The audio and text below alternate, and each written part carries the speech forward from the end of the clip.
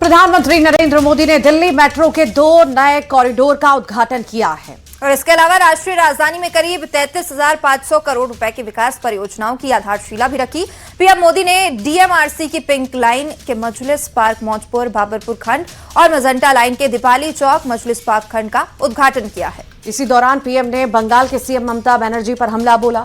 PM Modi ने कहा कि बंगाल में राष्ट्रपति जी के अपमान के साथ साथ देश के संविधान का भी अपमान हुआ है। पश्चिम बंगाल की प्रबुद्ध जनता टीएमसी को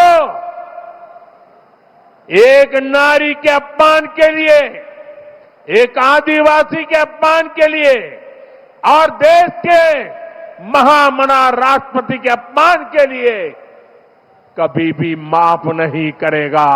देश भी कभी माफ नहीं करेगा। देश का आदिवासी समाज भी कभी माफ नहीं करेगा। देश की नारी। इधर बिहार के सियासी गलियारों से बड़ी खबर है। मुख्यमंत्री नीतीश कुमार के बेटे निशांत कुमार जेडीयू में शामिल हो गए हैं।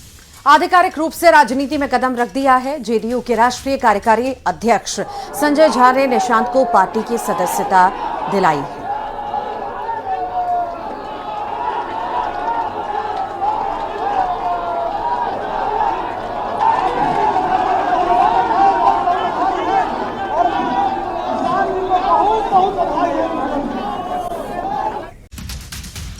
तो चलिए अब आगे कुछ और खबरों का रुख करते हैं। राष्ट्रपति के बंगाल दौरे पर ममता बनर्जी के रवैये की बात करें तो मुख्यमंत्री डॉक्टर मोहन यादव ने राष्ट्रपति द्रौपदी मुर्मू के पश्चिम बंगाल के दौरे पर प्रोटोकॉल उल्लंघन की कड़ी निंदा की है। उन्होंने ममता बनर्जी सरकार को घृणित मानसिकता का उदाहरण बताया और तुरंत माफी मांगने की मांग की है।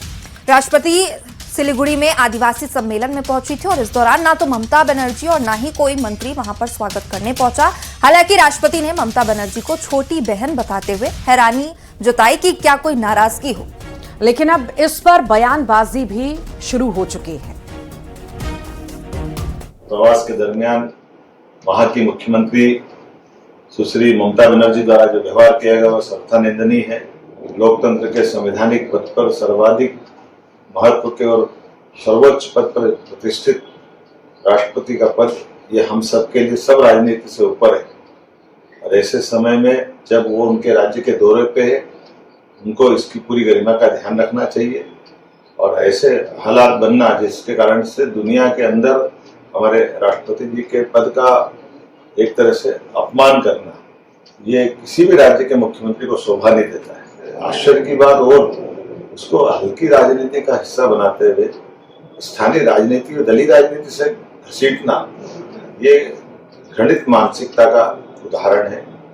मैं इसकी कठोर शब्दों में निंदा करता हूं और उम्मीद करता हूं कि ममता बनर्जी इस बात को गंभीरता से लेकर तुरंत माफी मांगेगी। लेकिन जिस प्रकार के हालात घटे हैं ये बंगाल सरकार के लिए शर्मनाक है। मध्य प्रदेश के सरकारी मेडिकल कॉलेजों में कार्यरत रेसिडेंस डॉक्टर्स ने लंबित स्टाइपेंड संशोधन को लेकर विरोध तेज कर दिया है।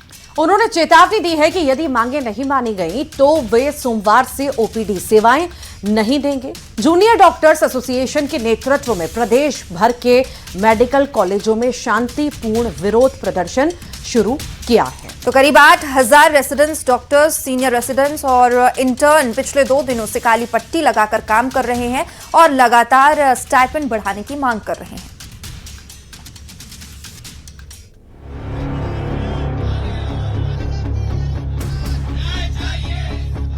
मध्य प्रदेश के सरकारी मेडिकल कॉलेजों में कार्यरत रेजिडेंट डॉक्टरों ने लंबित स्टाइपेंड संशोधन को लेकर विरोध तेज कर दिया है। उन्होंने चेतावनी दी है कि यदि मांगे नहीं मानी जाती तो वो सोमवार से ओपीडी सेवाएं नहीं देंगे।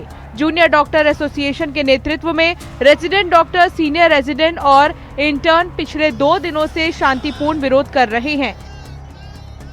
स्टाइपेंड में संशोधन को लेकर पिछले 2 दिन से काली पट्टी बांधकर जो जूनियर डॉक्टर्स हैं वो विरोध जता रहे थे और काली पट्टी बांधकर ही विरोध कर रहे थे, लेकिन अब आज का डेट का उन्होंने जो आज की डेट समय दिया था अभी भी उसकी सुनवाई नहीं हुई है, तो उसको लेकर अब वो एक रैली के रूप में निकाल रहे हैं और स्टाइपेंड बढ़ाने की मांग कर रहे हैं। उनका कहना है कि जब तक मांग उनकी पूरी नहीं हो जाती वो अपना विरोध इसी तरीके से जारी रखेंगे। रेजिडेंट डॉक्टरों का कहना है कि सीपीआई आधारित स्टाइपेंड संशोधन 1 अप्रैल 2025 से लागू होना था। इसके बावजूद अब तक ना तो संशोधित स्टाइपेंड लागू किया गया और ना ही अप्रैल 2025 से एरियर का भुगतान किया गया। इस संबंध में कई बार सरकार और संबंधित विभागों को अवगत कराया गया, लेकिन अभी तक समस्या का समाधान नहीं हुआ है। क्या मांगे हैं आपकी और अभी कितना स्टाइपेंड मिल रहा है आपको? अभी हमको 75,000 मिल रहा है। बाकी हम चाहते हैं कि जो दूसरे राज्यों में है उनके बराबर मिले। अच्छा, ये मांगे अगर आपकी पूरी नहीं होती तो आपका लगातार इस तरीके से विरोध जारी रहेगा? हाँ, लगातार बढ़ता रहेगा। जी बिल्कुल, लगातार 3 दिन से लगातार जो जूनियर डॉक्टर हैं वो अपना विरोध जता रहे थे काली पट्टी बांधकर। लगातार रेजिडेंट डॉक्टरों ने चेतावनी दी है कि अगर जल्दी कोई समाधान नहीं निकला तो सोमवार से मध्य प्रदेश के सभी मेडिकल कॉलेजों में इलेक्टिव सेवाओं का बहिष्कार किया जाएगा, यानी मरीजों को परेशानी हो सकती है। भोपाल से शिवकांत आचार्य की रिपोर्ट, न्यूज़ 18। और चलिए बात गुना की करते हैं। बीजेपी विधायक पन्ना लाल शाक्य ने बड़ा बयान दिया है। उन्होंने गंभीर आरोप लगाते हुए कहा कि इलेक्टेड पर सिलेक्टेड हावी हैं।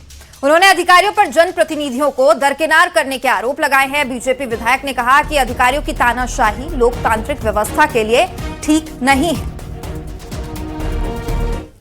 सिलेक्टेड लोग इलेक्टेड लोगों पर हावी उठे, ये बात बिल्कुल सही है। हम खुद देख रहे हैं, पिछले दौर में भी देखा और अब भी देखा।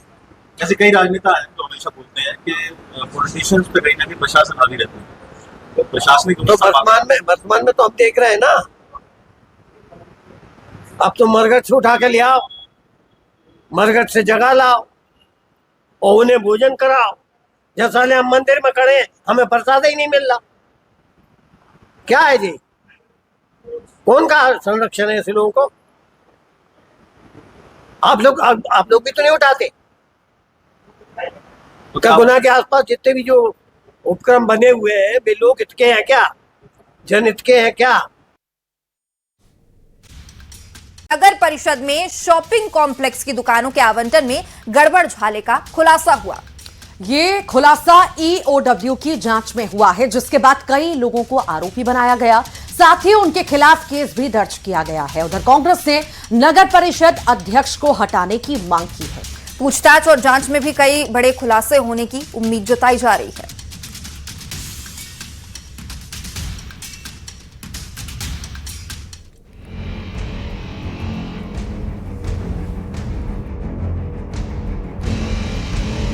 सिवनी जिले के लाखनादोन नगर परिषद में शॉपिंग कॉम्प्लेक्स की दुकानों के आवंटन में एक बड़ा भ्रष्टाचार का मामला सामने आया है।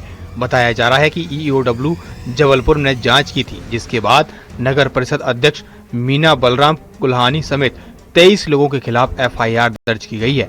आरोप है कि नियमों को दरकिनार कर दुकानों का मनमाने तरीके से आवंटन किया गया था, जिससे सरकारी खजाने को लगभग 83 लाख रुपए का नुकसान हुआ। हम 12 पार्षदों के द्वारा लगातार भ्रष्टाचार संबंध में शिकायत की जा रही थी। लोकायुक्त में आयुक्त महोदय, मुख्यमंत्री महोदय सभी से शिकायत की और अभी नगर परिषद का जो तत्कालीन शटर से संबंधित मामला है उसमें ईओडब्ल्यू के द्वारा एफआईआर की गई है, जिसमें तत्कालीन सीएमओ नगर परिषद लाखनादोन अध्यक्ष मीना बलराम गोलानी के विरुद्ध भी एफआईआर की गई है। कुल 23 लोगों के खिलाफ एफआईआर हुई है, जिसमें पीआईसी के कुछ मेंबर भी हैं। यही नहीं, ईओडब्ल्यू की जांच में 2 पूर्व सीएमओ, वर्तमान राजस्व उप निरीक्षक, पीआईसी सदस्य और 14 दुकानदारों को भी आरोपी बनाया गया है। कांग्रेस ने बीजेपी पर निशाना साधते हुए कहा, मामले की निष्पक्ष जांच होनी चाहिए। साथ ही नगर परिषद अध्यक्ष को हटाने की मांग भी की जा रही है कि ऐसे नगर पालिका अध्यक्ष को तत्काल हटाया जाए जिसके ऊपर ईओडब्ल्यू की एफआईआर तक हो चुकी है। एक आरोपी व्यक्ति को आप पद पर बिठा के रखे हैं, उस पर जो आरोप लगे हैं उसको परिषद में चर्चा के लिए आमंत्रित नहीं कर रहे हैं, उस पर अविश्वास प्रस्ताव ना ला सके, ऐसे पूरे हथकंडे अपनाए जा रहे हैं। कांग्रेस पार्टी मांग करती है कि तत्काल ऐसे प्रशासनिक अधिकारियों पर कार्रवाई हो। फिलहाल मामले की जांच की जा रही है। अब देखना होगा इस पूरे मामले को लेकर क्या नए खुलासे होते हैं। सिवनी से संवाददाता अजरुद्दीन खान की रिपोर्ट, न्यूज़ 18।